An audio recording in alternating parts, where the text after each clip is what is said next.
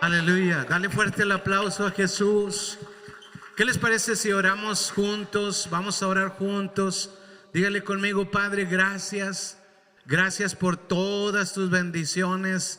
Lo que tú me diste esta semana que pasó, gracias. Gracias, Padre, por cada victoria. Gracias por cada bendición.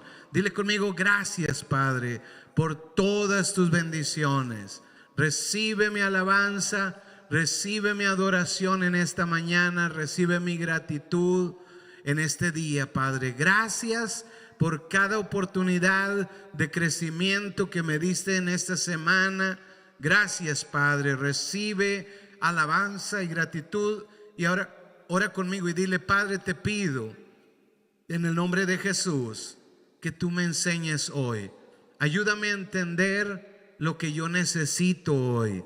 Ayúdame a entender lo que tú me quieres hablar en este día.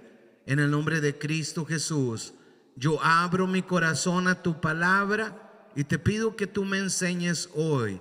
En el nombre de Jesús oramos. Amén, amén y amén. ¿Cuántos dicen amén? Amén. Bueno, voy a invitarles que tomen su asiento. Que tomen su asiento, se pongan cómodos. El tema que hoy quiero compartir con ustedes es la cuarta parte de la nueva vida. Diga conmigo: la nueva vida.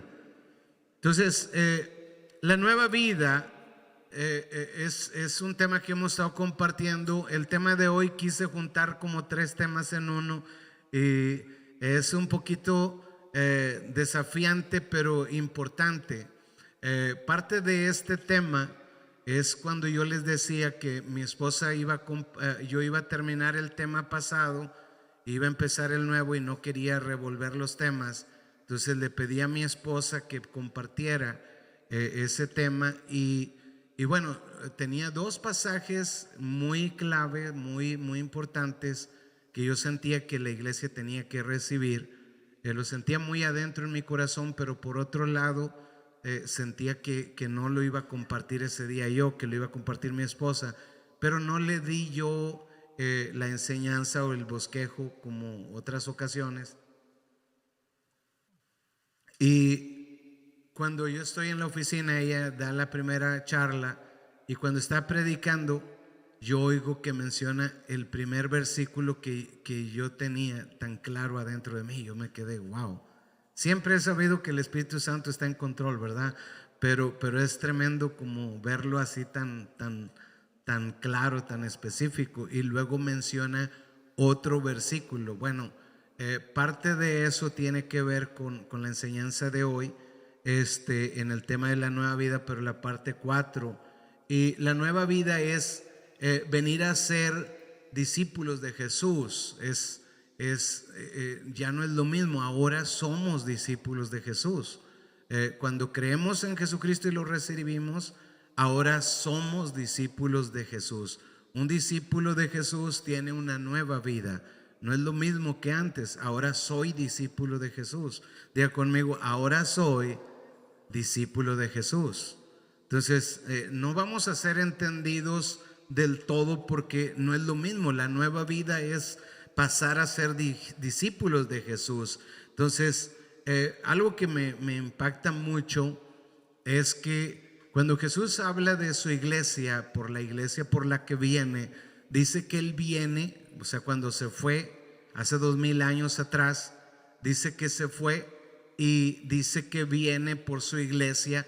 Pero recuerden lo que decíamos antes, que no viene por su iglesia como el nombre que dice afuera. Voy a venir por todas las bautistas o todas las metodistas o todas las luteranas o todas las católicas o todas las protestantes o las evangélicas o las etcétera, etcétera, etcétera. No, así no funciona.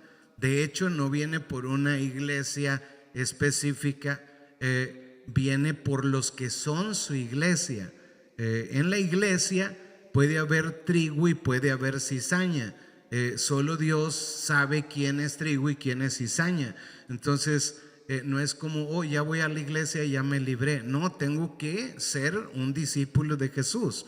Es bien importante, por eso que para mí cada vez es como más claro la carga de no, digamos, no desviarme ni a derecha ni a izquierda en qué estamos haciendo. Estamos haciendo discípulos de Jesús. Entonces Jesús dice que Él viene por su iglesia y su iglesia dice que tiene que ser sin mancha, sin arruga y sin contaminación. Voltea al que está a tu lado y dile cómo me veo. Bueno, pero habla de otro tipo de arruga, no de las de acá, ¿verdad?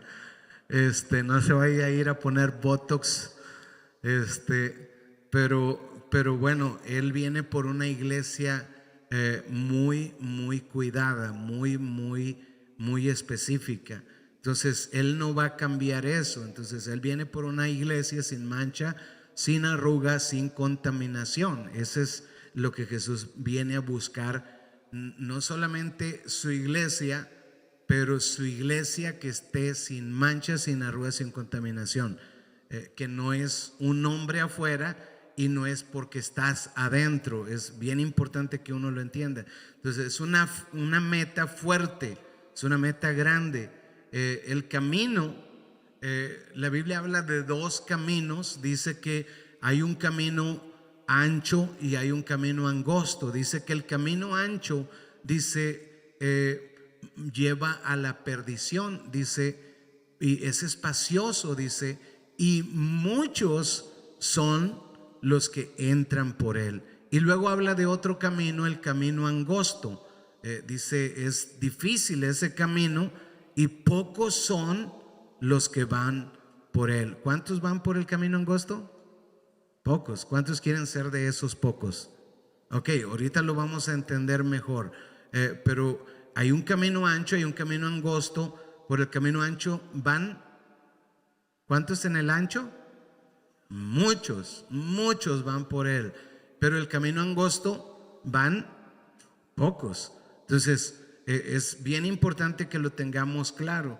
Y luego ya vimos que viene por una iglesia específica que no tenga mancha, ni arruga, ni contaminación.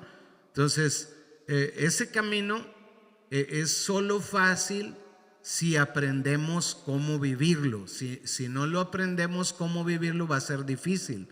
Lo he platicado en otras ocasiones. Imagínense, ahora las puertas son de combinaciones, ¿no? Y lo tremendo que el pasador de ese es más fuerte que los otros pasadores. Normalmente los otros pasadores con una patada se abren, pero estos pasadores de las llaves de combinación son muy largos. Entonces cuando el marco es bueno, no la tumbas por nada. Entonces una persona patea la puerta, patea y se puede quebrar la pierna y no abrir la puerta. Pero viene un niño chiquito, delgadito, y nada más pica los números y se abre y tú entras fácilmente. El camino de Dios es fácil si uno lo aprende cómo caminar. Si uno no lo aprende, es muy difícil. Entonces es necesaria la palabra de Dios y la oración. Por eso estamos motivando a todo mundo a leer la palabra de Dios y a orar, porque de otra manera no podríamos hacerlo. Por eso se te hace muy difícil y algunos adaptan la forma de cristianismo, pero no el de la Biblia. Y esa es la preocupación mía como pastor, que usted no adapte, que usted diga, bueno, pues no puedo llegar a ser sin manchas, sin arrugas, sin contaminación, pero por lo menos manchadita, arrugadita y contaminada. No, pues entonces no va a venir Jesús por ti. Necesitas ser sin mancha, sin arruga y sin contaminación. No sé si me estoy explicando. ¿Sí estoy explicando?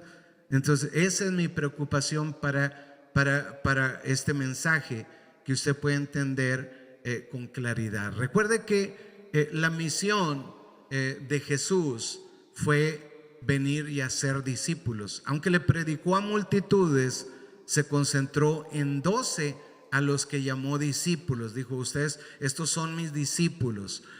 A ellos les dijo, voy a hacer, vengan, síganme y os haré pescadores de hombres. O sea, los voy a hacer. No son, pero los voy a hacer. En otras palabras, ustedes son mi proyecto. Si son discípulos, van a estar abiertos a aprender.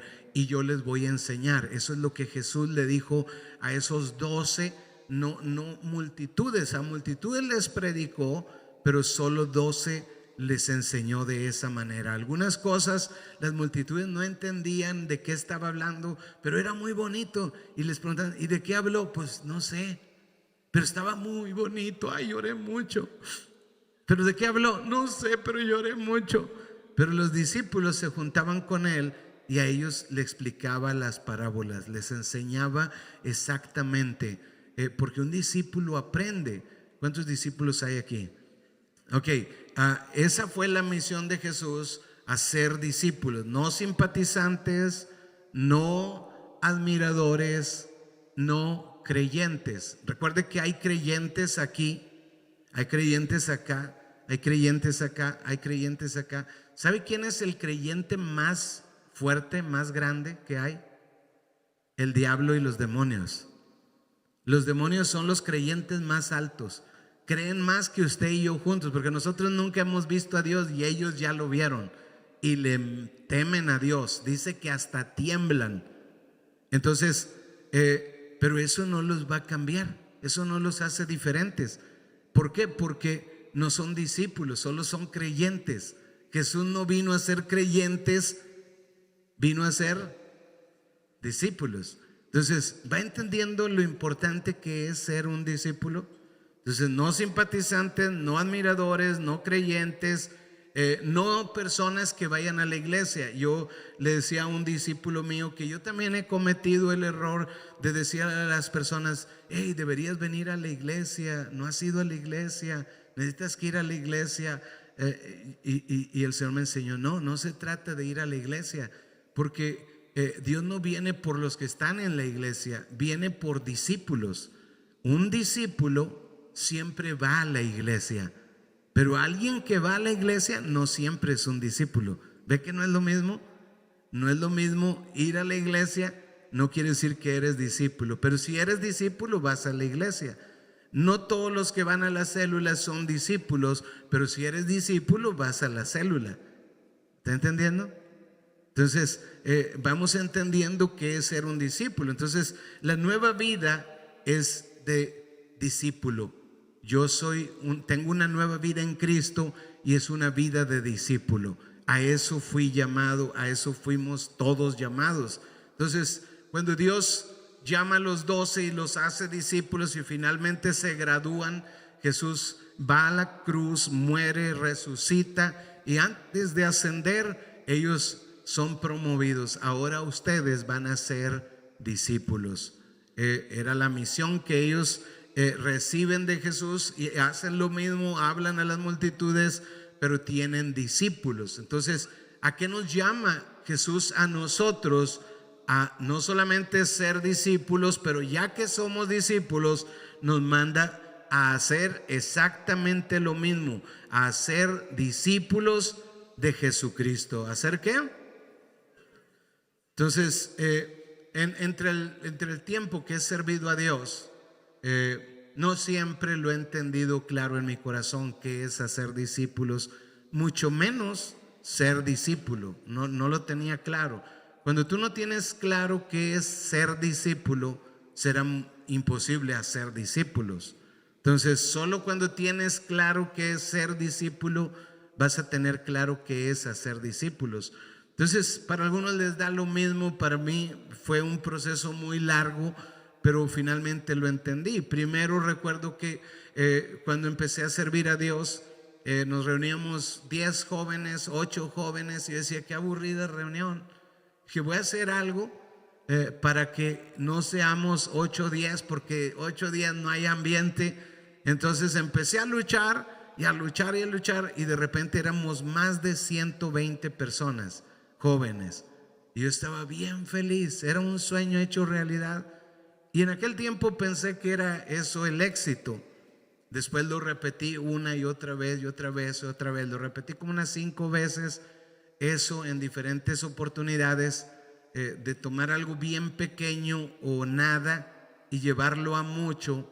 Pero en un punto yo sentía como que algo no está funcionando. Y yo empecé a decir: ¿qué hacen otros para juntar personas en la iglesia, como si ese fuera el llamado. Y empecé a hacerlo y dije, de aquí en adelante voy a hacer esto.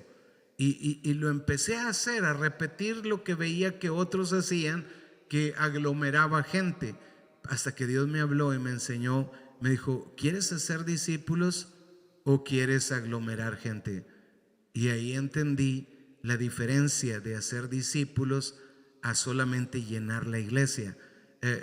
¿Qué ganaría de tener 10,000 personas y de 10,000 personas darme cuenta al final que cuando Dios viene y dice, déjame busco entre tu gente discípulos, y cuando viene Dios dice, ah caray, aquí no hay discípulos, ni siquiera arrugados, contaminados y manchados?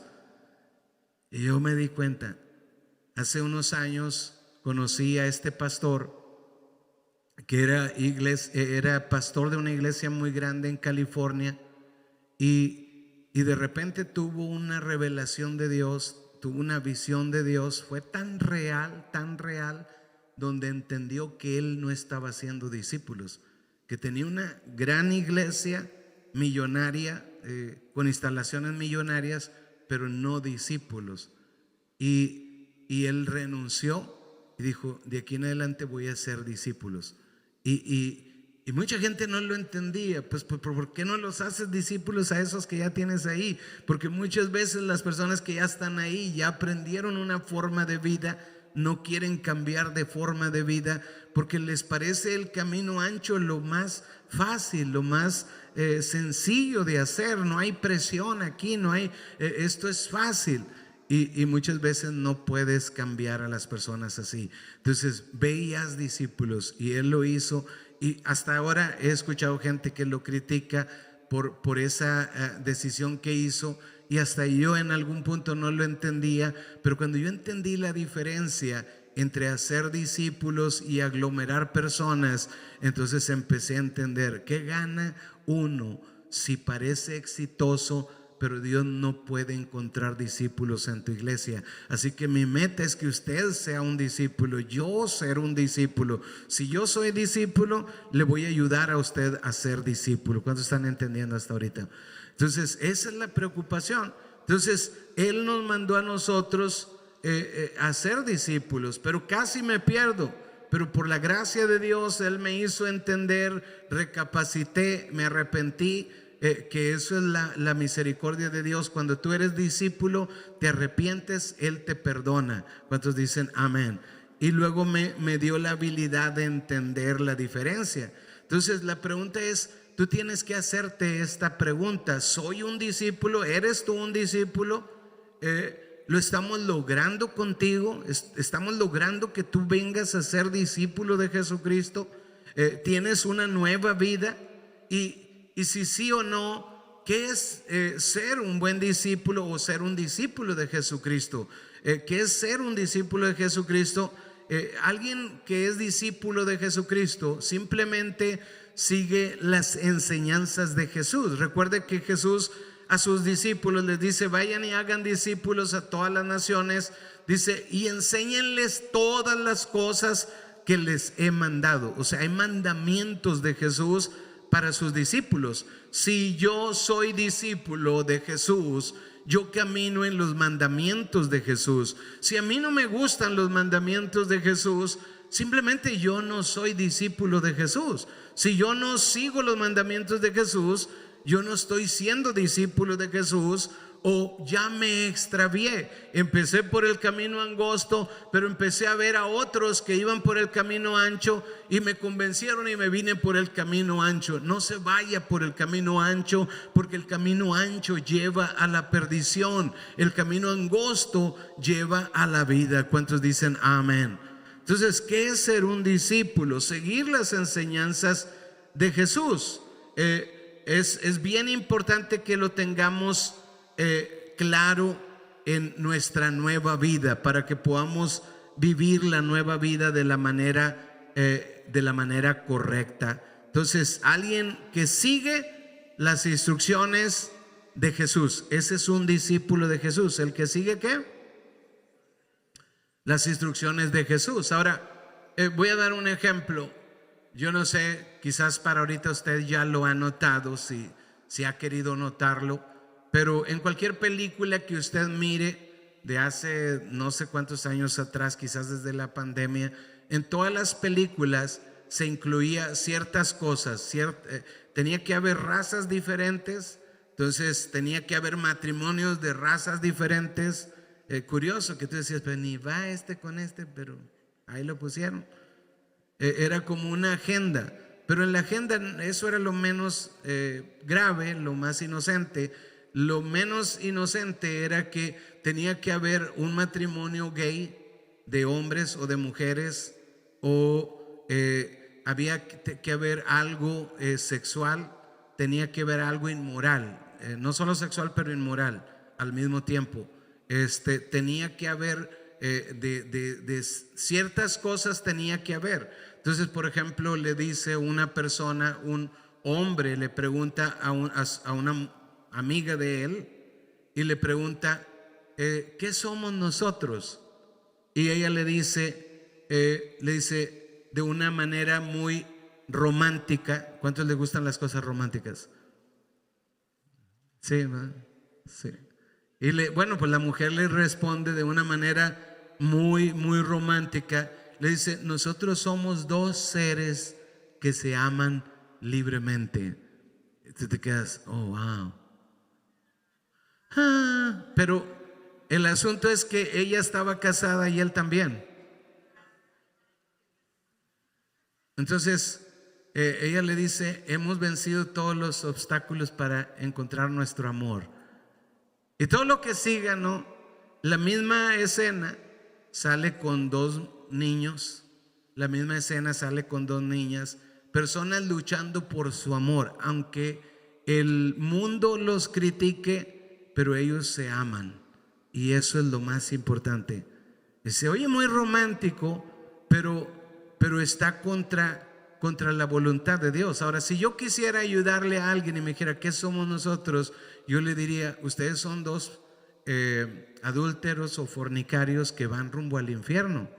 Ahora, en otro tiempo yo se lo hubiera dicho más feo, porque yo no entendía esta otra parte, que por ejemplo, si yo les gritara, ustedes van al infierno ya, entonces ya los condenaría, pero he entendido el corazón de Dios, y el corazón de Dios es más allá de lo que por muchos años yo podía entender. Por muchos años yo no entendía, por ejemplo, 2 de Pedro 3:9, cuando dice, Dios no retarda su promesa como algunos la tienen por tardanza, sino que es paciente para con todos, no queriendo que ninguno se pierda, sino que todos procedan al arrepentimiento. O sea, para poder escapar a esta persona que va en el camino ancho y decirle, oh, pero vamos bien felices aquí, mira, aquí nos amamos, aquí vamos todos, Dios nos ama a todos. No, estás equivocado, es el camino ancho y lleva a la perdición.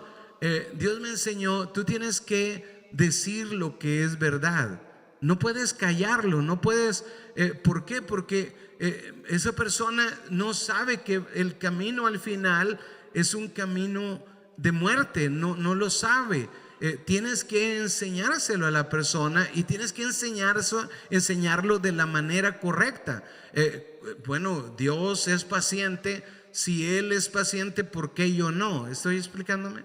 Entonces, ¿por qué? Porque al final lo que Dios no quiere es que la persona llegue al final de este camino. Está en este camino, pero todavía puedo agarrar a esta persona y traerlo al camino angosto. Y si ella hace eso de caminar en el camino ancho e ir al camino angosto, eso es arrepentimiento. Dios quiere perdonar. ¿Dios quiere qué? Dios quiere perdonar. Dios quiere perdonar. Dios quiere perdonar. O sea, no porque ya está en el camino ancho, Él dice, bueno, pues ahora sí, que te vaya bonito, a ver cómo le haces. Pero algo que me enseñó también en ese tiempo, me enseñó, tú tienes que ser esa persona que lo hace y lo hace bien.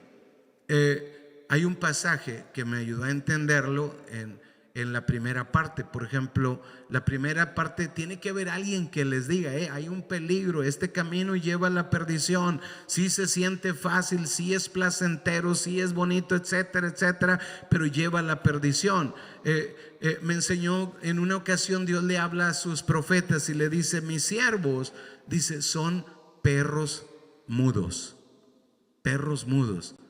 Y yo me quedé, wow, perros mudos. No sea perro mudo, ¿ok?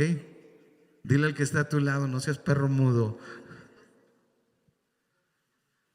Y luego tú contéstale, wow.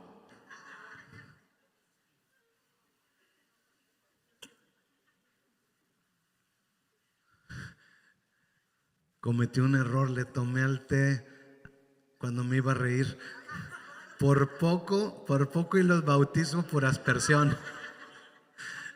Por poco y bautizo por aspersión. Entonces, o sea que un perro mudo no ladra, no anuncia. Y yo tengo, bueno, mi esposa tiene un perrijo. El perrijo de mi esposa, cuando él ladra más no ladra mucho, no es tan ladrón, pero cuando ladra, es porque si ladra atrás, es que ahí anda un tlacuache, como que hay algo ahí, no hay amistad, no hay amor entre ellos. Entonces, si anda el tlacuache, él empieza a ladrar, guau, guau, y hay el tipo de ladrido, y ya sé, anda el tlacuache ahí, y si lo busco, lo encuentro, ahí anda el tlacuachito afuera. Pero también cuando alguien viene a un Amazon o alguien viene a entregar algo, él empieza a ladrar desde que se acercan a la puerta, guau, guau, guau, guau, guau, y empieza, y yo me doy cuenta, hay alguien afuera, hay alguien enfrente, me asomo y sí, viene alguien caminando. Él es bueno, es un buen perro que ladra. No sé si muerde, de hecho es un perro muy especial. Le digo que me estaba riendo porque me acordé hablando de él, que yo no lo había observado, pero pasamos por una casa y hay un perro, un bull, como un tipo el perro que tenías, ¿cómo se llama? Un pitbull o rottweiler, un perro grandote de esos bravos. Y él va pasando y cuando ya llega a esa casa, hasta lo veo que se emociona así como, y se pone así como así, le veo la actitud y empieza como poco a poquito, así como voy a correr, y luego se arranca como guau, guau, guau, guau, guau. Ya sabe que el perro está encerrado, ¿verdad? Y luego ladra por aquí y luego viene al otro lado de la barda porque ya sabe que el perro va a ir alrededor de la casa y se lo va a encontrar del otro lado, así que él va y le corre, guau, guau, guau, guau. Y yo siempre me río porque luego al final hace las patitas así como tirándole zacate, ¿no? Yo digo, cálmate, Milo, porque este perro te va a comer con una mordida. Luego caminamos, pero en esa trayectoria todos los perritos vecinos se despiertan, como que oyen el pleito que hay.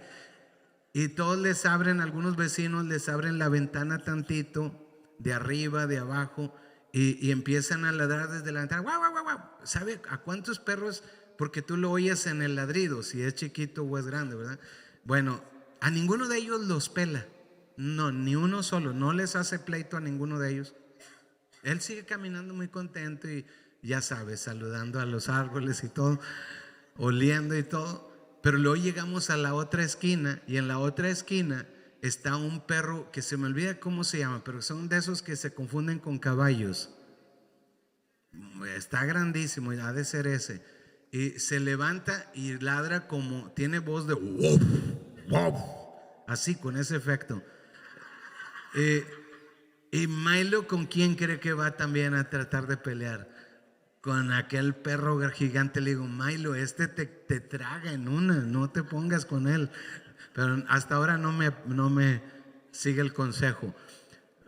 Pero Dios dice, algunos de mis profetas o mis siervos, dice, han venido a ser perros mudos.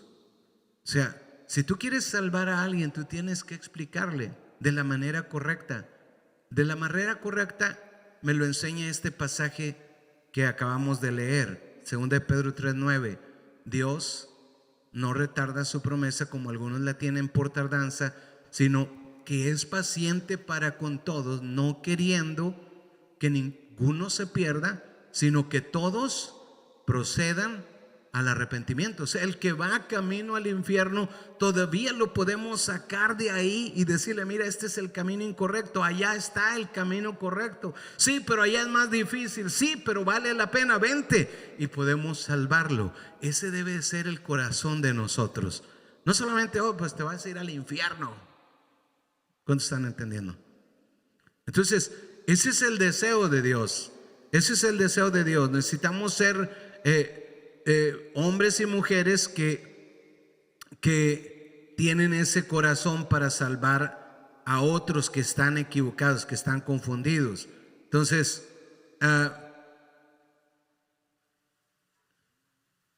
¿cuántos dicen amén? Romanos 8:14 dice que todos los que son guiados por el Espíritu de Dios, estos son hijos de Dios. Tenemos que caminar en esa dirección. Ahora, somos discípulos de Jesús. Si somos discípulos de Jesús, tenemos que seguir las enseñanzas de Jesús. El que vive guiado por la palabra de Jesús es el que es discípulo de Jesús.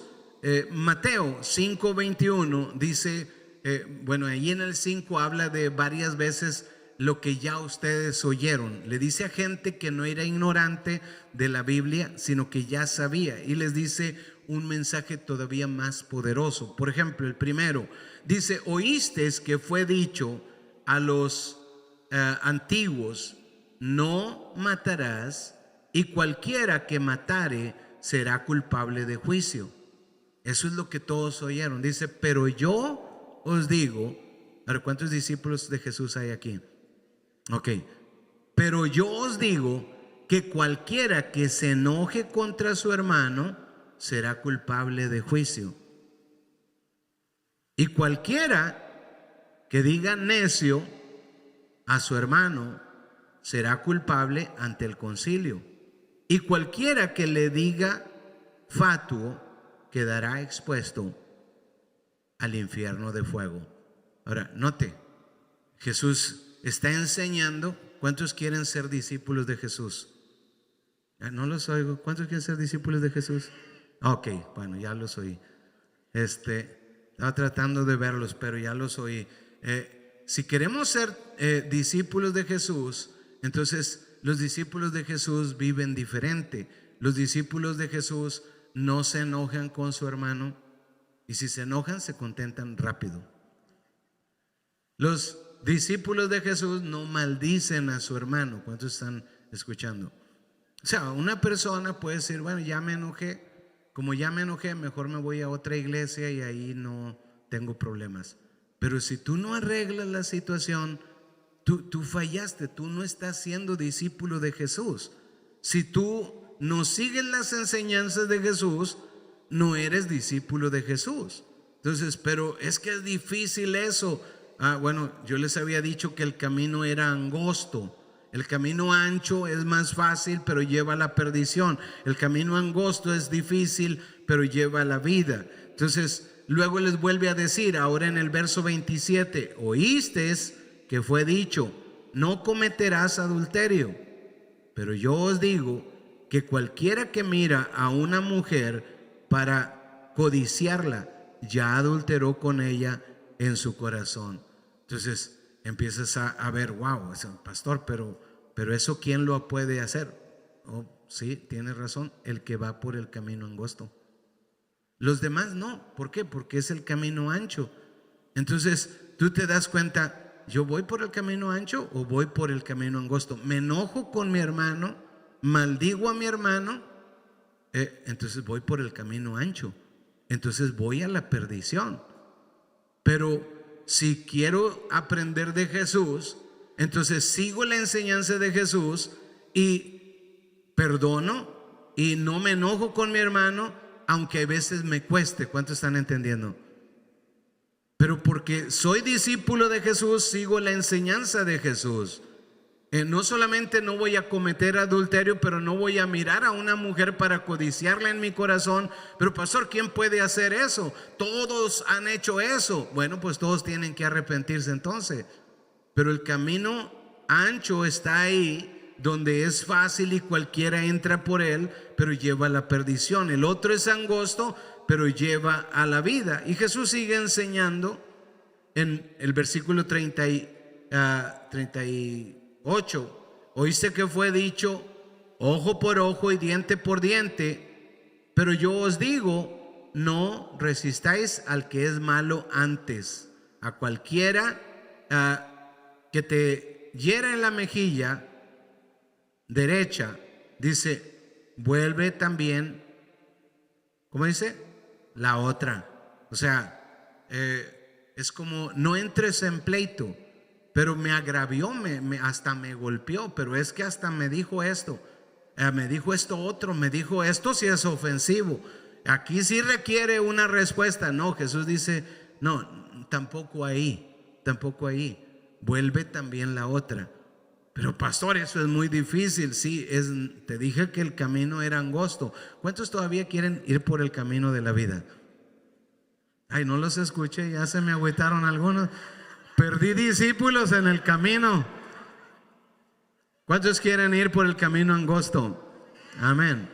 Hay veces que va a costar, sí, hay veces que va a costar, porque somos discípulos que estamos aprendiendo. Todavía hay cosas adentro, pero no va a cambiar Jesús su palabra, más bien tenemos que cambiar nosotros. ¿Cuántos dicen amén?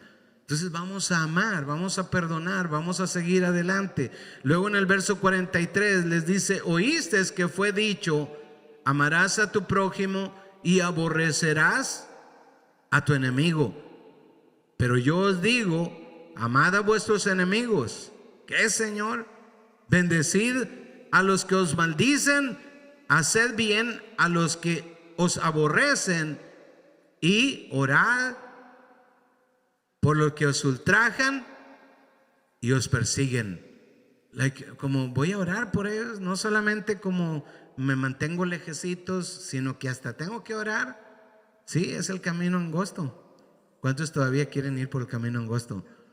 Hace tiempo yo había escuchado cuando era más joven de lo que soy hoy, recuerdo mucho haber conocido a este evangelista que era de Puerto Rico, y él pues predicaba la palabra de Dios en todo el mundo o en toda América, y recuerdo mucho que una vez testifica que su hija se había ido al mundo y vivía acá en Estados Unidos por otro lado, fuera del camino del Señor, pero el hombre con el que vivía un día la golpea y la mata.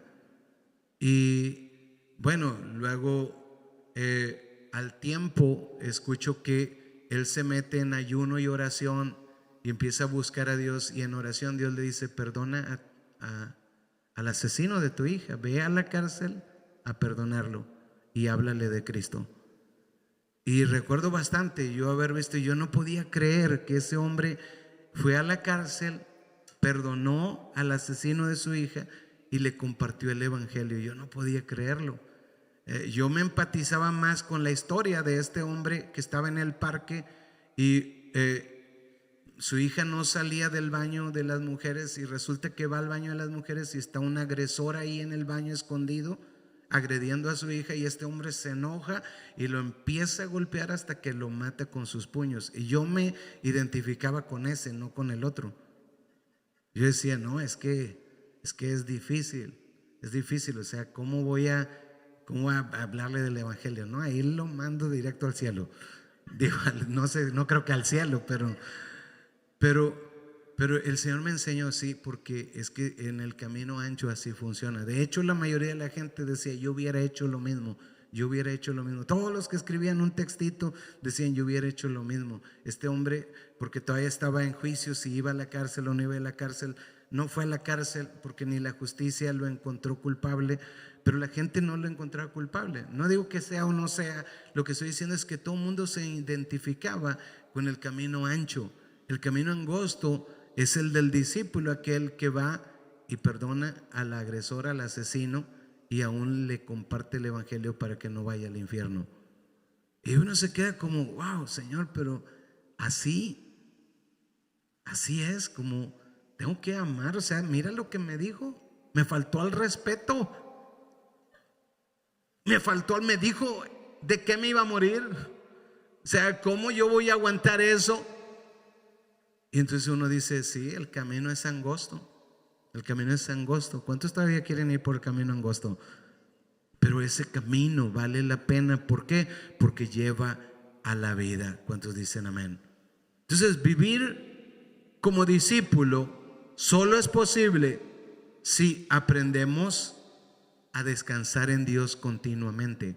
O sea, necesitamos aprender. Por eso es que hemos empezado a entender que si no hay una comunión con Dios, una vida de conocer la palabra, de comunión con la palabra, de comunión con Dios en la oración, va a ser imposible. Este camino angosto no se puede vivir de otra manera. La nueva vida tiene que ir acompañada de oración y de revelación de la palabra. ¿Cuántos están entendiendo hasta ahorita? ¿Cuántos dicen amén?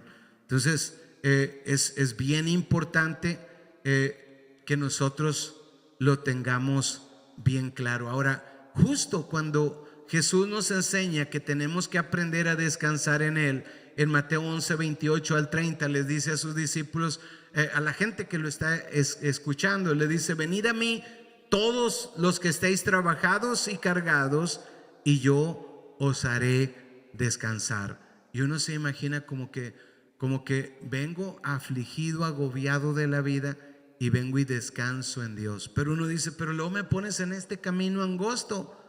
No es más fácil, me parece más difícil. La ley me parece que por lo menos decía no matarás, pero no habla de la intención del corazón. Pero Jesús viene y aparte de la ley que ya existía, me pone otra carga más grande. Pero Él dice: vengan a mí y descansen. Es como que, ¿cómo es, Señor? ¿Me das algo más fácil o algo más difícil? ¿El evangelio es algo más fácil que la ley, o la ley era más fácil que el evangelio? Y empiezo a entender que es que el evangelio, ser discípulos, tiene que ver con aprender a estar conectado con Dios, a depender de Él todos los días. Cuando tú aprendes a depender de Él todos los días, entonces tú encuentras que funciona. Por ejemplo, no solamente nos llama a descansar, pero justo cuando nos llama a descansar, en el siguiente versículo, en el versículo 29, no solamente nos llama a descansar, dice descansen. Y tú vienes y descansas y tú piensas como que voy a descansar ahora sí. Y luego Él dice: ok, pónganse el yugo mío, llevad mi yugo, dice el verso 29, llevad, ¿qué más? Mi yugo sobre vosotros. Ahora, ponerse el yugo era como ese pedazo de madera con unos fierros o mecates que le ponían al animal para arar la tierra, y eso habla de un esfuerzo, de algo que cuesta. Tenían que amarrarlos ahí, ese era el yugo. Y Jesús dice descansen, pero justo dice descansen y luego dice pónganse el yugo. Es como te entrega un yugo de este y te dice: este es mi yugo, ahora póntelo tú. Tú dices: bueno, ¿me hablaste a descansar o me hablaste a trabajar? Y para mí esto era como una contradicción. Y el Señor me enseñaba: no, es que quien aprende a vivir la vida cristiana, aprende a vivir dependiente de Dios, aprende a vivir en el canal de Dios, en el corazón de Dios. Y cuando alguien camina ahí, es muy difícil que esa persona se canse. ¿Por qué? Porque Dios estará con él, Dios lo fortalecerá, Dios lo llenará de esa fuerza sobrenatural. ¿Cuántos dicen amén? Dice llevad mi yugo sobre vosotros y aprended de mí, que soy manso y humilde, dice, de corazón, y hallaréis, ¿qué cosa? Descanso para vuestras almas. ¿Hallaréis qué cosa? Descanso para vuestras almas. Entonces, ¿cómo será posible? Cuando le sirvo a Dios, que tomo su yugo, cuando aprendo a convivir con Dios en oración, en la lectura de la palabra, en la nueva vida, es cuando yo puedo vivir en esa vida donde puedo encontrar descanso para mi alma.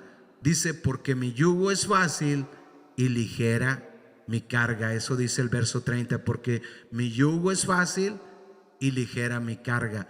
Ahora, el asunto es que si la persona no aprende a vivir la vida cristiana, la nueva vida cristiana, de la manera en la que Jesús nos le enseñó, vamos a encontrarnos viviendo una vida diferente y no la que Él nos llamó a vivir. En 2 Crónicas 7:14 dice Dios, dice, si se humillare mi pueblo sobre el cual mi nombre es invocado, dice, y oraren y buscaren mi rostro, dice, entonces yo oiré desde los cielos y perdonaré sus pecados y sanaré sus tierras. ¿Cuándo? Cuando el pueblo se arrepiente y reconoce, ok, parece más fácil este camino, pero lleva a la muerte y yo no quiero ir a la muerte.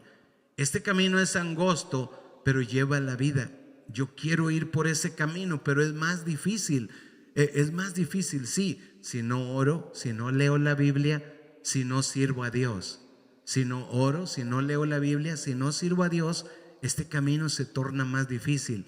Pero cuando yo empiezo a servir a Dios, cuando yo empiezo a orar, a leer la Biblia, eso me va a entregar lo que yo necesito para caminar por el camino angosto. ¿Cuántos quieren ser exitosos en el camino angosto? Y no solamente voy a aprenderlo yo, pero voy a poder enseñarle a otros a caminar en el camino angosto. Así que si mi pueblo se humillare y oraren y buscaren mi rostro, yo oro y encuentro la presencia de Dios. Busco su rostro cuando escucho su palabra. Dice, entonces yo oiré desde los cielos y perdonaré sus pecados y sanaré sus tierras. ¿Cuántos dicen amén? Y vamos a ver la restauración del Señor en nuestras vidas. Por eso es bien importante que nosotros aprendamos a vivir en propósito, a vivir leyendo la palabra de Dios y vivir orando siempre. Es algo que tenemos que hacerlo parte de la vida cristiana, parte de nuestra vida. Si nosotros somos discípulos de Jesús y queremos poder caminar por ese camino de propósito, digamos, de vivir en el camino del Señor, necesitamos que aprender esas disciplinas en nuestra vida. Y nosotros vamos a ver que no era difícil, es simplemente no sabíamos cómo hacerlo. Yo quiero motivarle a usted, póngase una meta en su vida de oración. Póngase una meta de que cada día no va a pasar un día sin que usted ore y busque la presencia de Dios, de que usted no va a pasar un día sin que lea la palabra de Dios. Ojalá que cada uno pueda ponerse esa meta. Esposos, motiven a sus esposas, no como cuando uno es sarcástico. Hay veces que es muy fácil ser sarcástico. No has leído la Biblia, muy bien que dijiste, pero no la lees.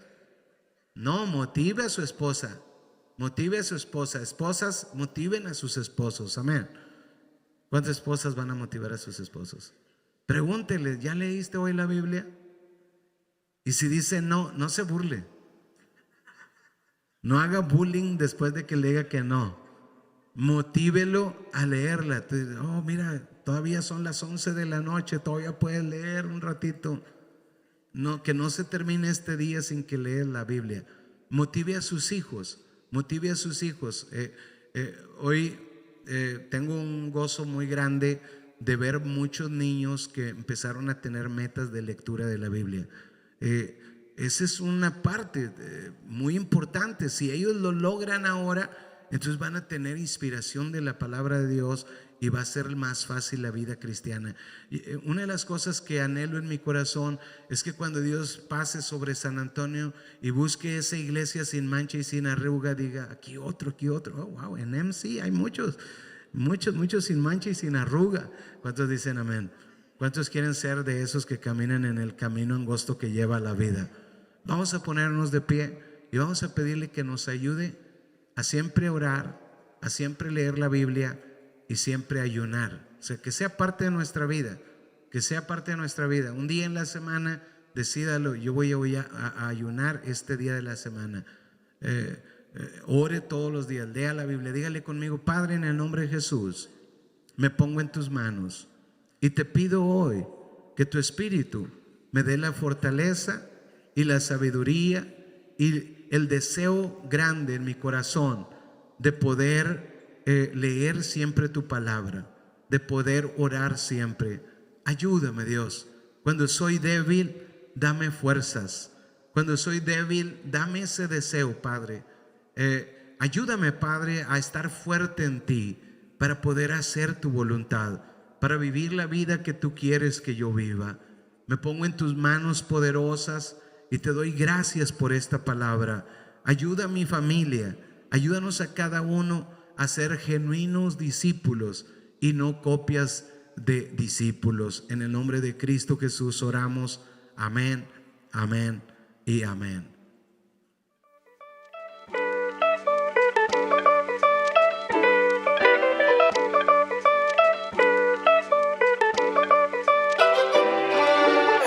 Hola familia MC, qué buen tiempo de alabanza y adoración. Ahora tengo el privilegio de compartirles uno de los principios más importantes, que es el diezmo y la ofrenda. La palabra de Dios habla de dos hermanos que dieron ofrenda a Dios, pero con actitudes diferentes. Dice la palabra en Hebreos 11:4. Por la fe, Abel ofreció a Dios más excelente sacrificio que Caín, por lo cual alcanzó testimonio de que era justo, dando Dios testimonio de su ofrenda, y muerto aún habla por ella. ¡Wow! ¡Qué tremenda palabra! El versículo, si ustedes checan, empieza: por la fe Abel ofreció. Él dio lo mejor de sí, lo mejor de su rebaño, y su ofrenda se convirtió en un poderoso argumento a favor, y de esa manera Dios lo puso como ejemplo. Cada vez que tenemos oportunidad de aplicar este principio como familia, hemos visto la mano de Dios en nuestras vidas, de protección, de salud, de finanzas y una bendición sobrenatural. Es por eso que hoy te invito a que tú tomes ese paso de fe. Ahora, hay 3 maneras de poder hacerlo. Número 1 es mandando mensaje a este número que aparece aquí en pantalla. Número 2, bajando la aplicación Tithely. Y número 3, depositando tu diezmo y tu ofrenda en el sobre que está en tu silla. Ahora, les voy a invitar a que se pongan de pie junto conmigo y vamos a orar juntos. Yo le invito a que usted, donde esté, cierre sus ojos y ore conmigo. Amado Padre, hoy te doy gracias en el nombre de Jesús por esta ofrenda que yo voy a depositar. Hoy te pido, Padre, que tú la bendigas, la multipliques, que a través de esta ofrenda yo pueda ver tu bendición sobrenatural sobre mi familia, sobre mis hijos, y te pido, Espíritu Santo, que tú me ayudes a poder dar ese paso de fe. Hoy cancelamos y atamos toda escasez, hoy cancelamos y atamos toda pobreza y declaramos bendición en el nombre de Jesús. Todo esto te lo pedimos en el bendito y santo nombre de Cristo Jesús. Amén, amén y amén.